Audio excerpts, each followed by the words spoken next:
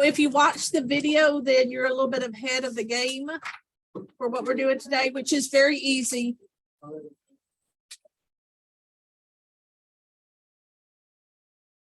We done with what? For right now until semester test. We don't have to have 6 weeks. I do with my stuff.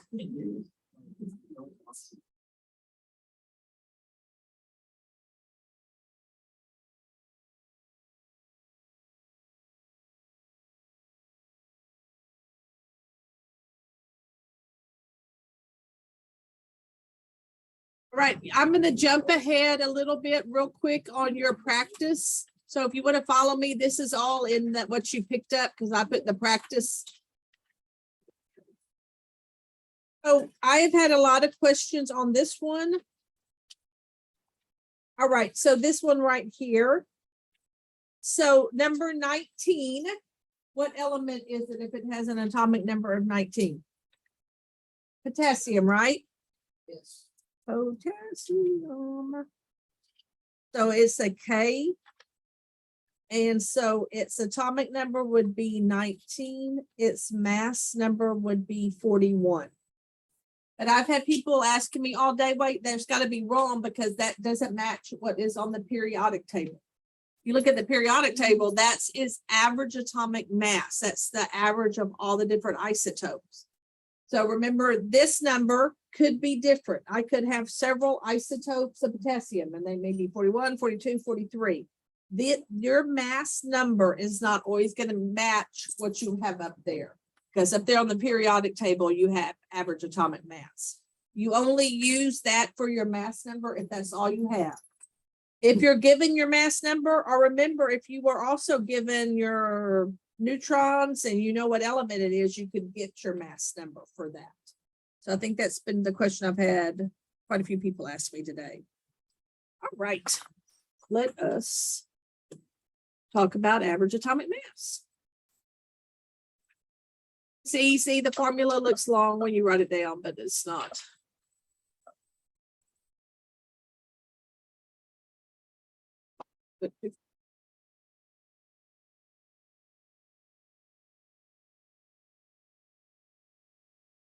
Right. I think this is where we were. No, that's not where we were either. Okay, good. Yeah, right here we are. Sorry, y'all.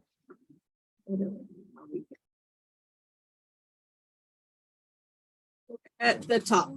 Whew. I don't.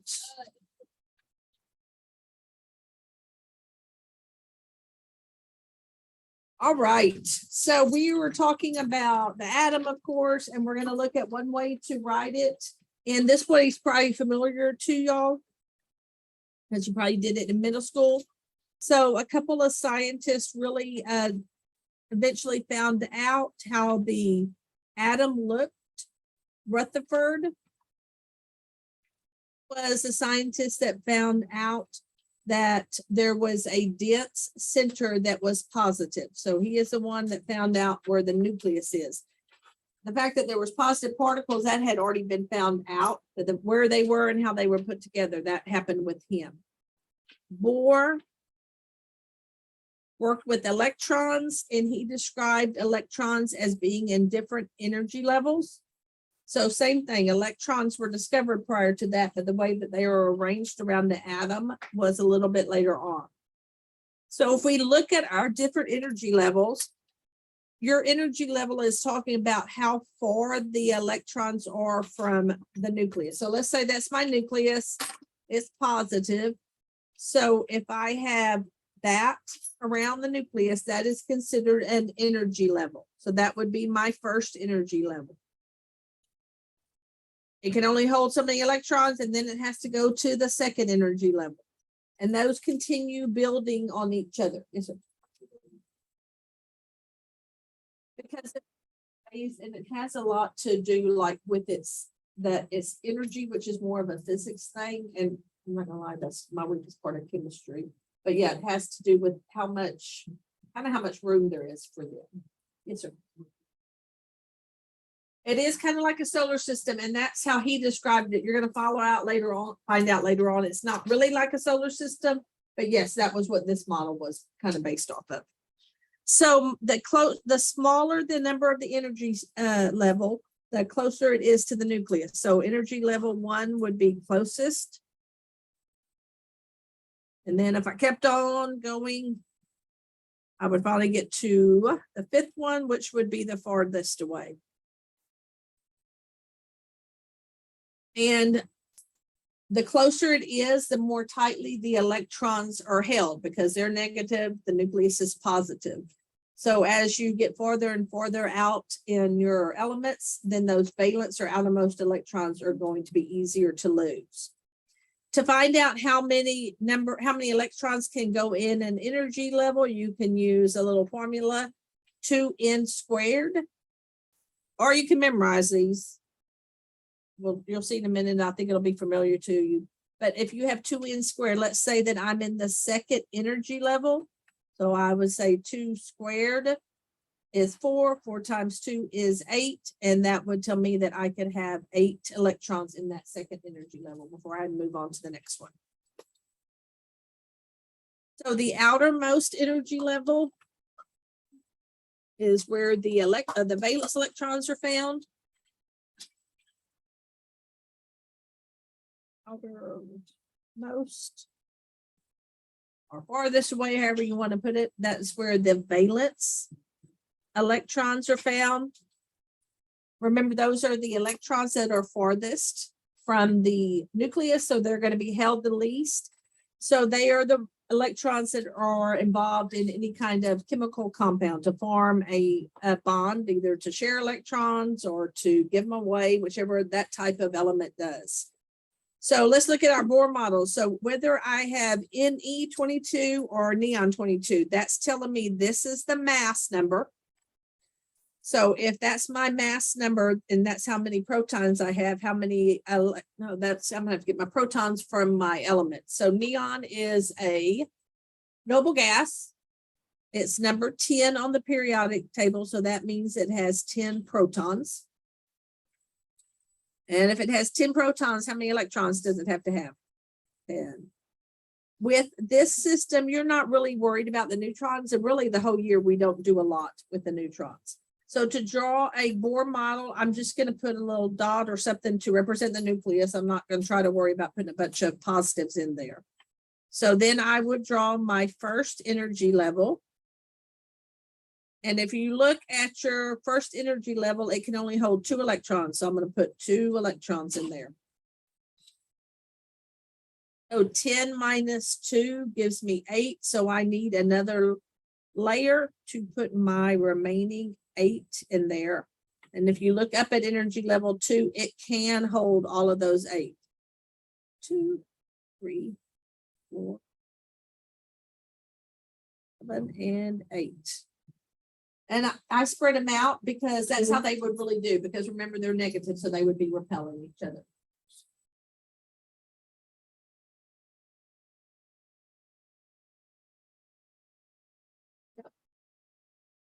It's those numbers that are a little bit, see where that go up a little bit. I can't move it down. Look at your notes, see where it says energy level 1, 2, 3, 4, 5. Or you can use that little 2n squared. Either way, it'll tell you how many that it can hold before you have to add on another energy level. So right now, if I counted all my little dots to represent my electrons, I should have 10, and I do. Y'all remember doing that a little bit? And we don't really spend a lot of time on this. We do something called electron configuration, but we'll kind of cover that in the next unit. All right, magnesium. So I got my full nuclear notation. So magnesium, how many protons does it have? 12. Remember, this is my atomic number. It's kind of like a little shorthand. I don't even need my periodic table. If I have 12 protons, then I also have 12 electrons. So now let's start drawing that one. Give myself a nucleus. First energy level. Said 2 can go in there. Second energy level. Said 8 can go in there. That's the rule. After 8, that's too many. There would be too much repulsion. 4, 5, 6, 7, 8. So 8 plus 2 is 10. So I still have 2 electrons I need a place for. So I'm going to have to add one more energy level. And I'm going to put my 2 last electrons in it. And now finally I would have how many? Anybody have any questions on that? So why don't y'all try the next one? But notice it's an ion. And if there is a negative or a positive with nothing behind it, it's an assumed 1. So that is the chloride ion with a charge of -1. So does that mean it's gained electrons or lost electrons? Gained. So instead of 17, it should have 18. So you got to find a place for 18 electrons.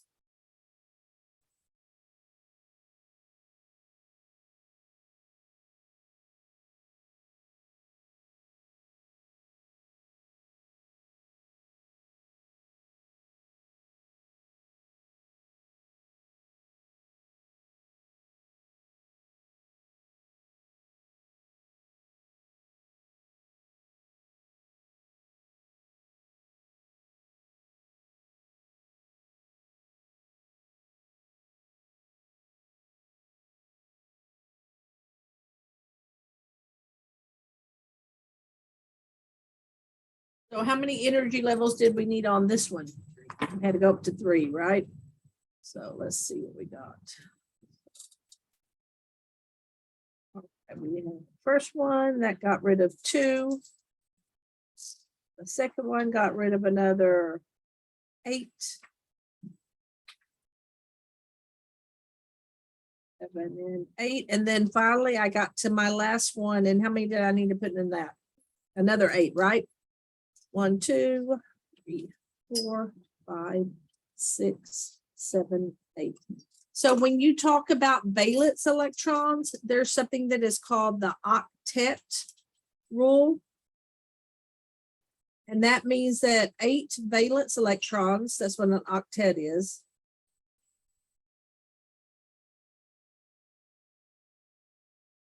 makes the element stable.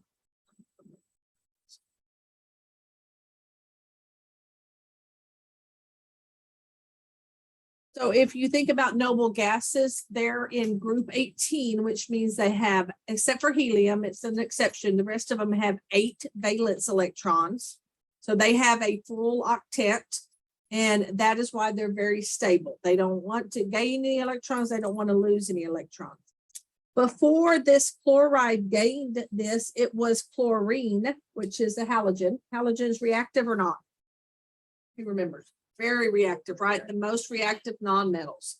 So it would have just had 7 in this valence instead of 8. And that is what makes all the halogens so reactive. They really want to gain more and more electron.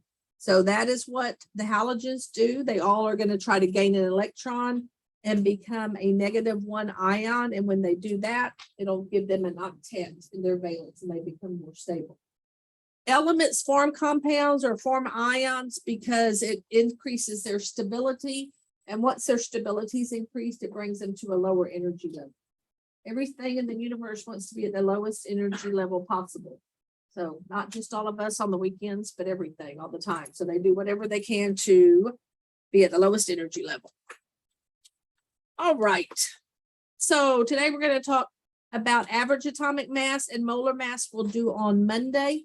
So there is going to be a video over the weekend. If you'll watch it, it'll give you a little bit, put you a little bit ahead on molar mass. So the mass of an atom is very small. That's pretty obvious. You can see 10 to the -23rd shows how small it is. And so it's impractical to use a balance to figure out the mass of different elements.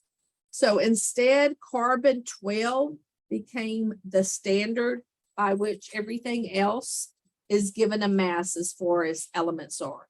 And they're called the relative atomic mass, meaning they're relative to carbon-12.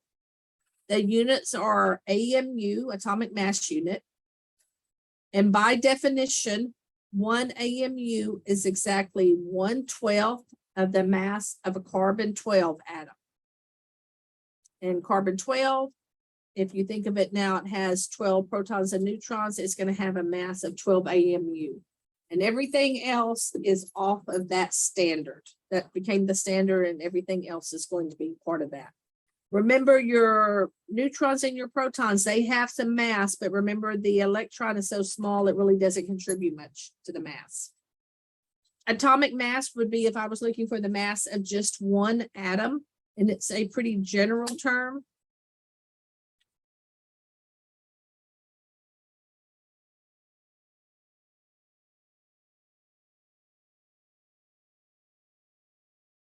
So if I say atomic mass, I'm talking about any atom.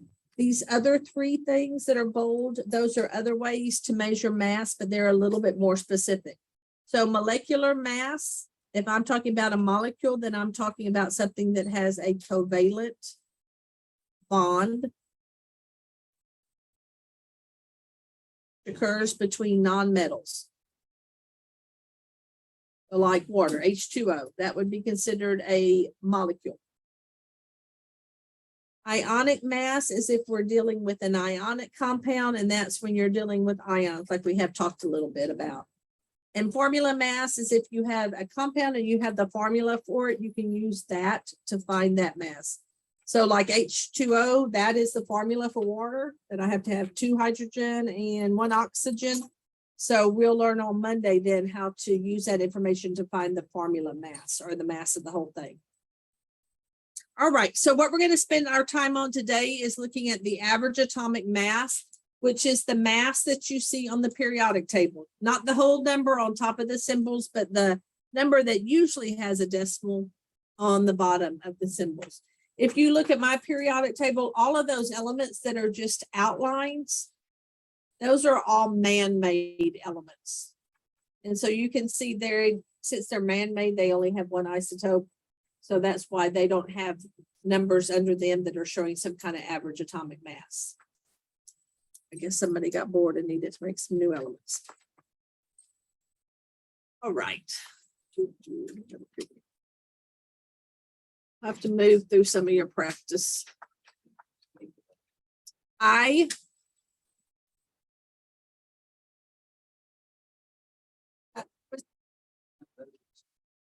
Well, I mean, like, okay, so like on, see number 43, like there was something that was missing there. Like they went to an element that had 42 protons, and then they discovered one that had 44. So I don't know why naturally occurring there wasn't anything with 43. So then some scientists went in there and made it. But at the point where they ended up, I guess, yeah, 92 was uranium was the last naturally occurring element that was found. And then after that,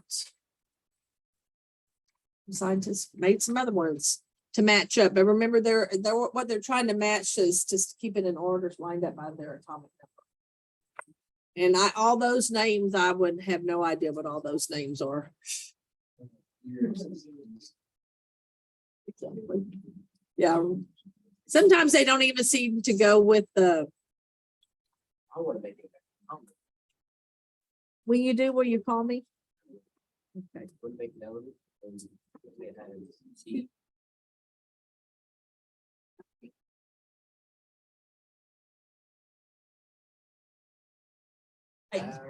So average atomic mass is what we're going to look at, and it is the weighted average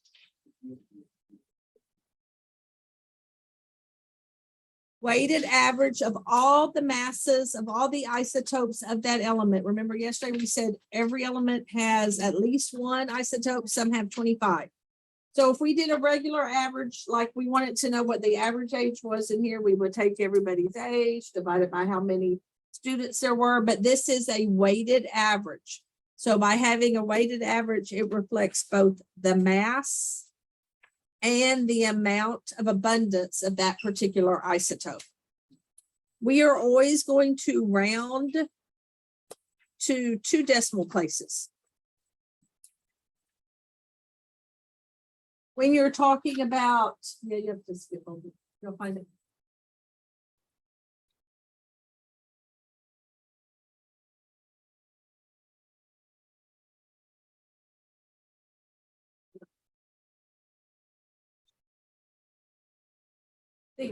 I think you're going too far. I think it's farther.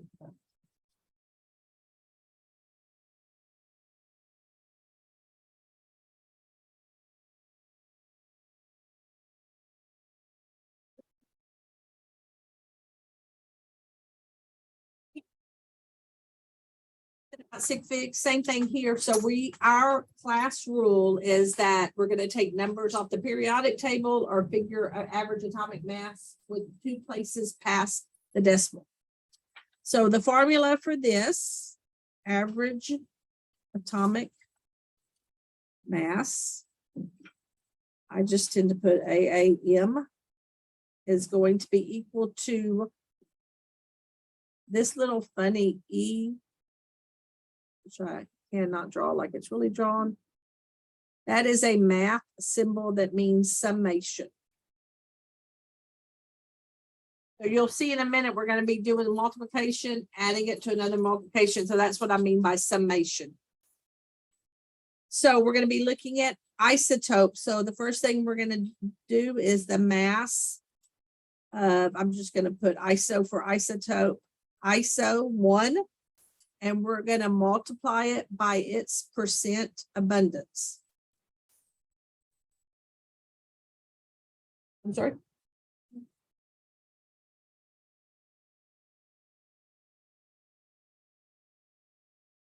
Like this funny looking E. That's called a summation. It's supposed to look like an E. It's not really going to be a big part of the formula at all. They're supposed to be lines. It's supposed to be, yeah, kind of, this is a better representation. So the mass of isotope 1 times its percent abundance. And then summation. So I'm going to add the next one. Now I have mass of my isotope 2, and I'm going to multiply it by its percent abundance. And then I would keep on doing that until I had gone through all the isotopes for that element. So if an element only has 2 isotopes, that's a lot easier than an element that has 8 isotopes or something. Your percent abundance has to be in decimal form. So what I mean by that is, let's say that we had 77%. Anytime you want to get it out of percent into decimal, you're going to move your decimal back 2 places. So 1, 2. So I would put that in this formula as 0.77.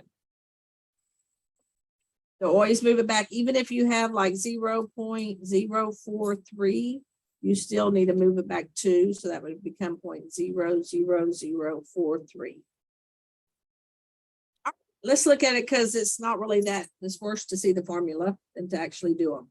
So we are going to look at magnesium, and we're going to look at its isotopes. And we're going to say there's 123.99 AMU. And its percent abundance is 78.99%. That means out of all the isotopes, almost 79% of the time, it's going to be isotope number 1. And then we're going to have 24.99. And we're going to say that it's 10%. Then I'm going to put the last one over here, 25.99 AMU. And it is there about 11.01%.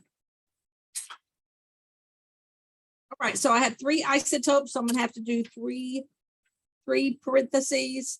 So I'm going to say average atomic mass. So I'm going to go with my first one. Its mass is 23.99. I'm going to multiply that by its percent abundance in decimal. So that would be by 0.7899. Then I'm going to add that. That's why it has that summation on it. To my next one. So that's my next one, 24.99. I'm going to multiply that by 10%, move my decimal back, so 0.1%. And then finally go to my last one, 25.99 times 0.1101. And then that's my 3 isotopes. So now you're ready to put it into your calculator. And it's, I mean, you can get these in one step as long as you use your parentheses. So give it a try on your calculator. Make sure you're getting it in okay.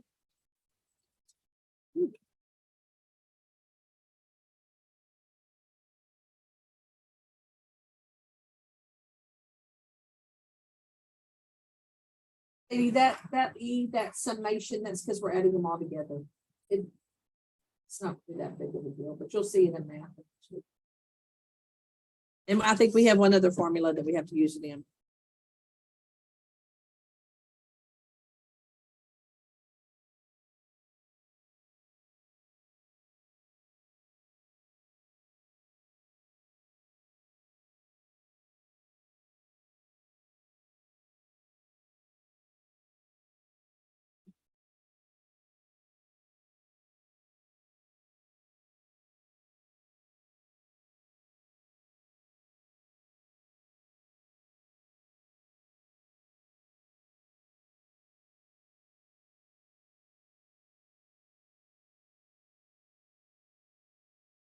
All right, what y'all get? 24.31. And remember, we're just doing 2 places past the decimal. So we're just going to do 24.31. And my units are these because I got to have units. Is AMU for atomic mass unit. When I grade the journal, probably especially the first 6 weeks, what people miss the most is just putting down a number for a journal without putting down a unit on it. So same thing here, you got to have a unit to it. Now, when I did this in one of my classes, I left off this last isotope. So like I was trying to do the calculation with just those 2.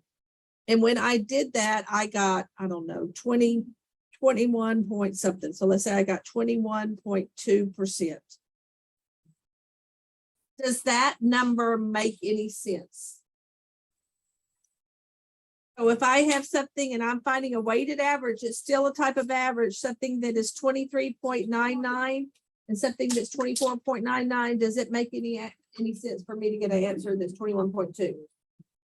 No, it doesn't. So a lot of times if you accidentally put something in the calculator wrong or don't get something, it's pretty easy to check that I had to have done something wrong. So when I got that, I was like, I knew right away that I had messed something up because it doesn't fit. All right, let's try another one. If you will, I'm going to do it on your practice.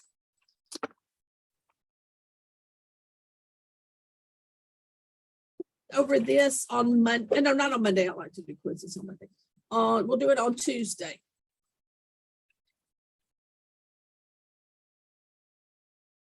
Right. So let's just look at another one. We're talking about copper. It has naturally occurring isotopes with mass numbers of 63 and 65. You only use the mass number if that's all you have. If you have better information like the actual atomic mass, you want to use that because that's going to be a little bit more precise. So there's one isotope, and then I have a second isotope, and it's around 30.18%. So if you look at if we look at our numbers, our number when we get our weighted average has to be somewhere between 62.93 and 64.93. And which one should it be closer to? The 62, right? Because 69% is going to be a lot more than 31%. So it should be leaning toward that number. It's just a quick way to check yourself. All right, so I'm going to just start plugging it in, and I have 62.93 times 0.692. And just one other isotope, 64.93 times 0.308. Only 2 isotopes, so it's going to have less work. And you just punch that in your calculator.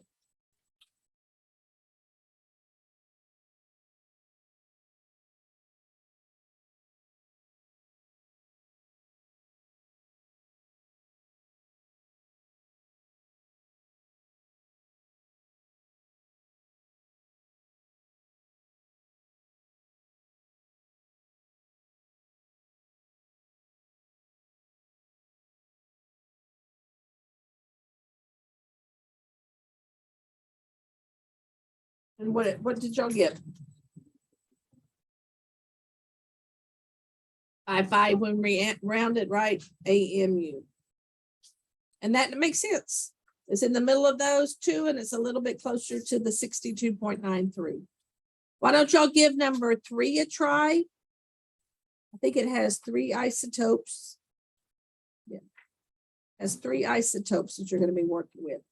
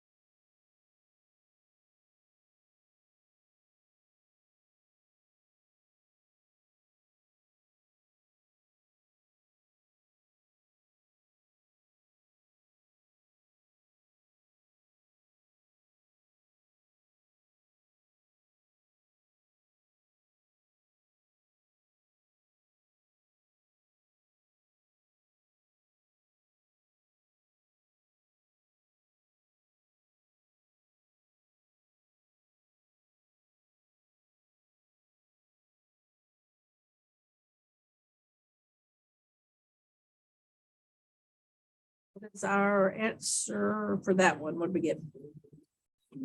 That's what I got. I got 32.06 AMUs. Need to work it through for anybody? Good. Yeah. All right. Sometimes did you get something different? Remember, we're just doing 2 places behind the decimal. Yeah, I know it gave you more, but we're just going to round 2 places behind. So number 4 is the same type of problem. It just looks a little different. And so do some of the ones on your practice, because they can be presented in different ways. So if you read the paragraph, I'm not going to read it to you, but it doesn't give me any actual atomic mass for each isotopes. So I'm going to have to use my mass number.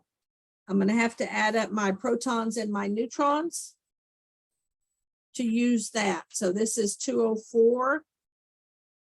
Then I get 206, 207, and 208. Once again, you only use the mass number if you're not given those other numbers like that one with AMU. So after you figure that out, everything is still the same. You're just going to start with your little bit easier because you got nice whole numbers. So you still would do, in this case, your mass number times 0.0137. So same process, it just looks different because you're having to use your mass number. If you look at the bottom of this worksheet, the answers are down there real small, so you can check yourself. And then when you get to the ones that were like this, the answers are in parentheses. These are good because the ones that are in kind of like in a table, these are good because you also have to do protons, electrons, and neutrons, which you'll do tomorrow for the quiz. So, all righty. Anybody have any questions on that one or any of them? All right. Does anybody have,